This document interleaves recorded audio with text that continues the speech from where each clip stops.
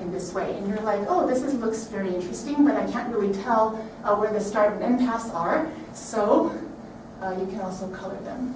But it's also equivalent to something in plane partitions? Yes. Not actually.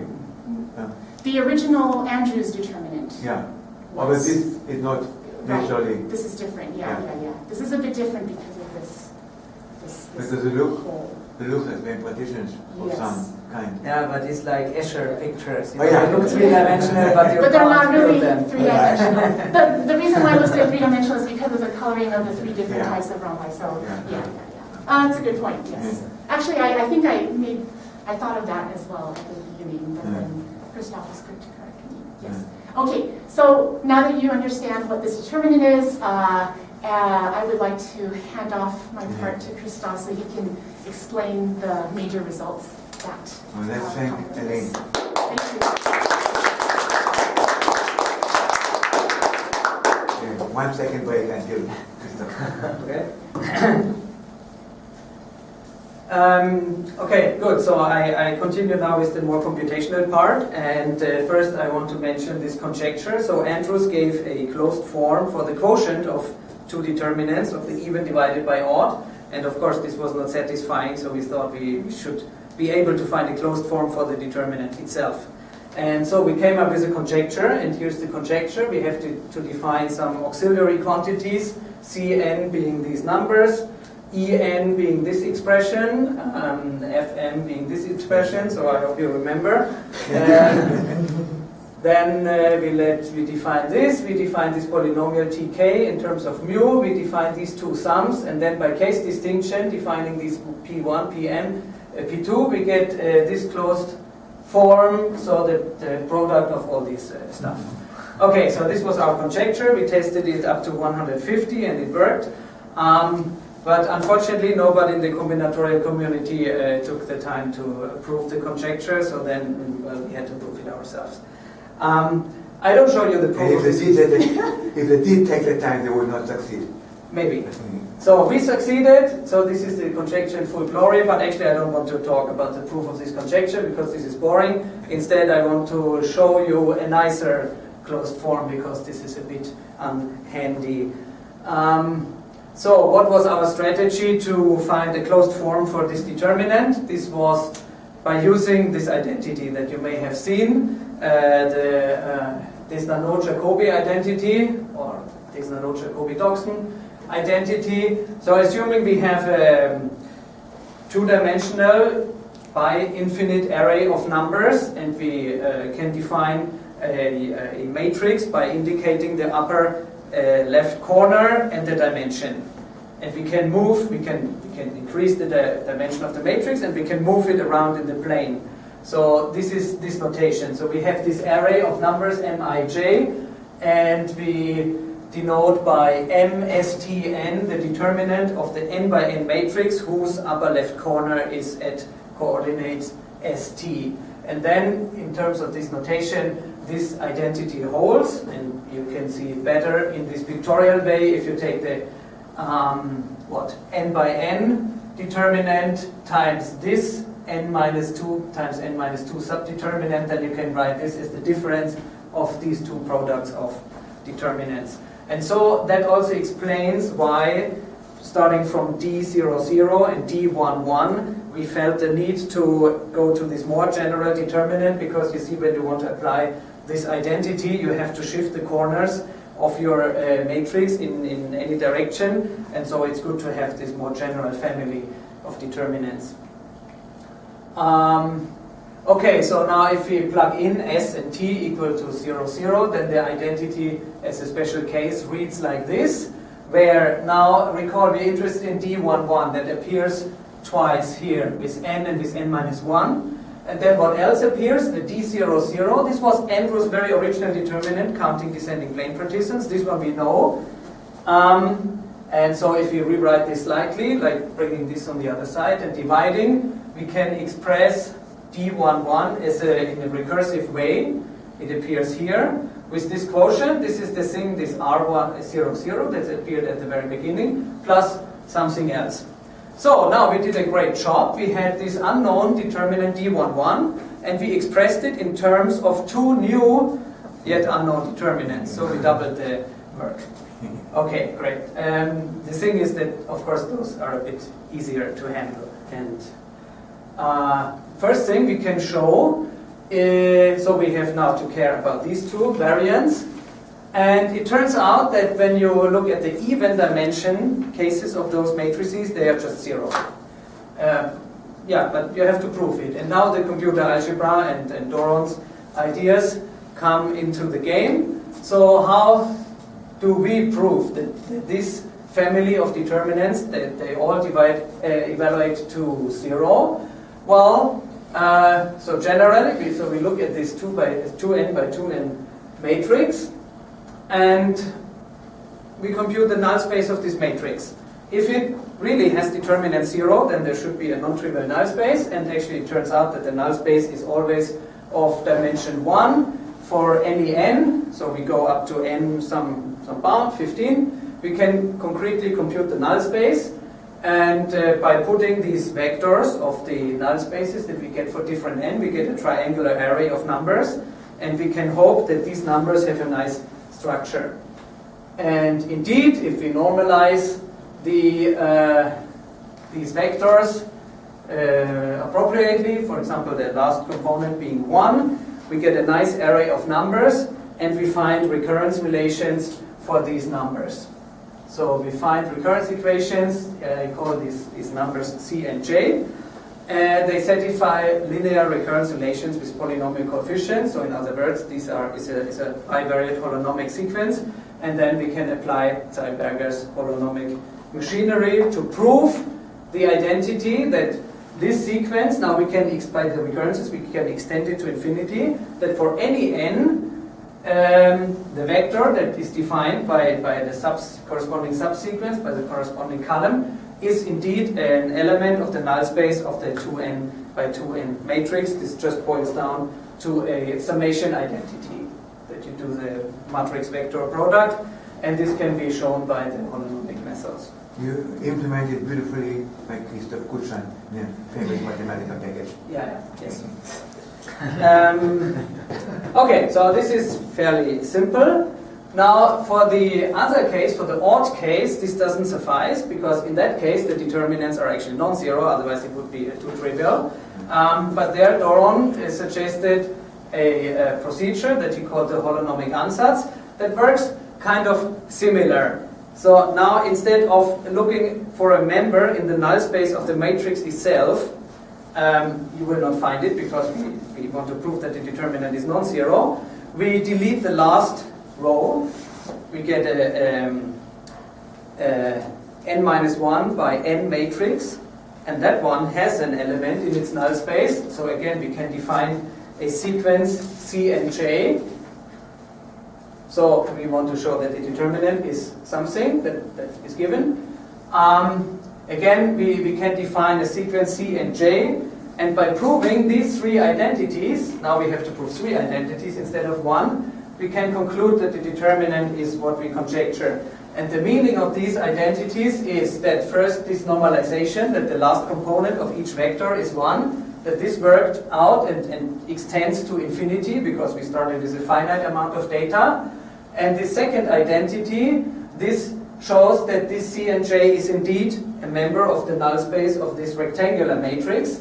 And once we have this, then it's a simple exercise in linear algebra to recognize that these coefficients C and J correspond basically to the minors in the Laplace expansion. So when we do this summation, and so the normalized minors divided by the n-1 determinant, so when we do this summation, this basically corresponds to the Laplace expansion with respect to the last row of the matrix, that if this sum evaluates to the determinant, then we have proven that the conjectured identity is true. So again, we do some guessing, we do some proving of holonomic identities, and this establishes a proof of the conjectured determinant. And those have nice closed forms that I don't show here.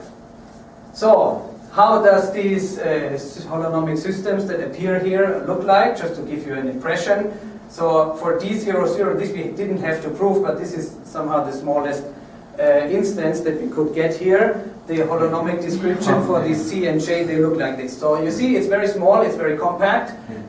So for a computer algebra person, everything that fits on one page is very small. And so this is not really visible, but here you see here's the C and J, and here is C and J plus 1, so we have certain support, but big polynomial coefficients. But the order of these recurrences is not very big, so I think the highest shift that appears is here, the J plus 2. Okay. Good, and now we have solved this problem to understand this D10 and D01, and then basically we just have to unroll this recursive description to get a closed form for D11. Okay, so in the case when this is 0, then this relation simplifies, and when n is odd, then we get here something. These explicit expressions are 1, 0, are 0, 1 that I didn't show. And putting everything together, we get this theorem. Well, this is just half of the theorem. This is the formula for n odd. If n is odd, then we have this, and when n is even, we have something similar. And so, well, if you look at this formula, we have a lot of stuff in terms of Pochhammers again. Some things you could factor out. This gives the nice part, these linear factors, and what remains, the sum explains that you get this ugly irreducible factor that you can only write as a sum of nice things, and this gives ugly polynomial. Okay. 5 minutes. Yes. So recall, this was the formula that we used to construct this combinatorial interpretation. And now something interesting happened. So this computer algebra thing, you can only apply to a concrete choice of S and T. So when I say, well, for S equals 3 and T equals 5, we can do it and hope that something comes out. But we actually observed that there are some infinite families of determinants that evaluate it nicely. And this you can't do with the computer algebra thing. But for this purpose, it turned out to be beneficial to have this combinatorial interpretation. But because these infinite families, they could be proved by some combinatorial argument. And let me skip this explanation. Well, yeah, this is the construction. So what Elaine showed before was the case where the Kronecker deltas are on the main diagonal, which means that we have here n starting points, n endpoints, and we have to sum over all possible choices of subsets of those points, where we take the same subset here and the same subset here. This is alluded by the colors. Now when we move the Kronecker deltas to be off diagonal, what changes here is that somehow you see the colors are moved here. So we have here two black triangles. They will be always there. We have no choice of removing them. And the colored ones, for which we have to take into account all the possibilities, they are somehow shifted here. So we get this picture. And now when we put things together, we have to move them accordingly so that the colors match. And then we have here these dangling triangles. We have to do something with them. Again, we get a hole. And since here there was a boundary, when we look at rhombus tilings of this shape, we cannot put rhombi across this border. So also in this thing, we have to disallow this. And still we get these triangles that we will never be allowed to cover. And so now this shape we can simplify a bit so if we, in general, we have here a row of more triangles. And this actually implies when you have a triangle like this, then you see that in the bigger triangle, you have just a single possibility of, you have to put a rhombus here, there's no other choice.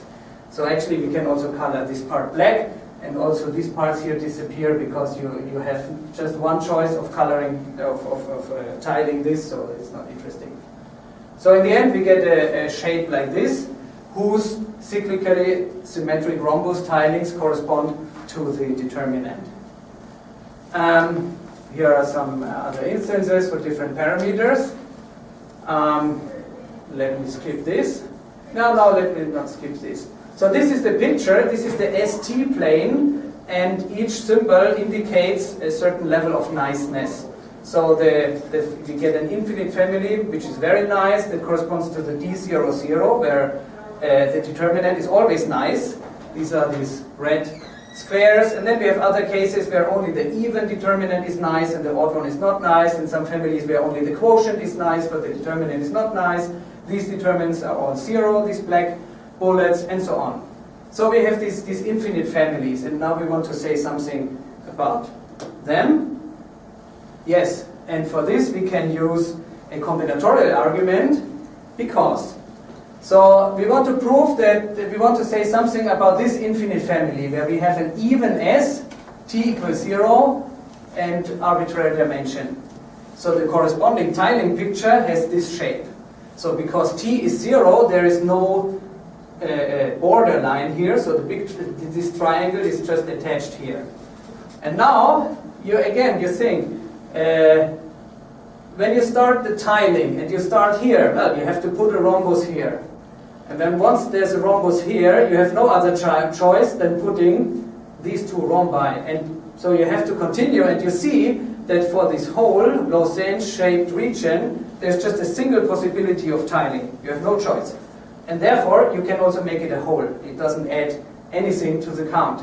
So the number of cyclically symmetric rhombus tilings of this region is the same as those for this region. And this explains this thing. So here now you have just one big triangular hole, and that corresponds to the case D00. And this is how we reduced it. And here is a different example that also can be explained by combinatorics. So again, we can make these regions as wholes. And here, this is now a case where, when we have the off-diagonal Kronecker deltas, we do a weighted count. Certain rhombus tilings are counted with +1, others are subtracted. And then by a symmetry argument, you can here show that the number of positive tilings is the same as the number of negative tilings, giving that this determinant is 0. Well, but I don't have the time to go into detail about this argument. This is an example of such a theorem that we get. So here you see another infinite family when we have S odd and t equals 0. Well, again, we get a nice product formula for the determinant. So this is nicer than before. Looks like nice. This looks nice, yes. Yeah, this is nicer than the D11. The D11 is a more ugly case than this one. So when you are on the so well, here we have the picture. So on the axis they are the nicest, and the more you move away from the axis, the less nice they get. So in this region, nothing is nice, neither the determinant nor any quotient. So you would have to express those as double sums and so on by using the, in principle, by the Desnanot-Jacobi identity, you can move as far as you want at the cost of making your formula more and more complicated. So what do we have? We have done the red squares and the blue diamonds with these combinatorial arguments, these two infinite families. Then by applying Desnanot-Jacobi, we can say something about the hollow squares, these things, and the circles. But at the moment, we are not able to say anything about these triangles. So we just have a conjecture of what they are, but this is on our agenda. We have some ideas what we could do here, but this is still open. And the other thing that we haven't looked at yet, so in the determinant, we have the Kronecker delta added. You can also look at the case where you have the binomial coefficient minus the Kronecker delta. That should somehow give a dual picture of all that what we have seen here, and we should be able to handle it similarly. Okay, and I think it's 4:49. These are the 10 seconds that you got for free, and let me stop here. Thank you.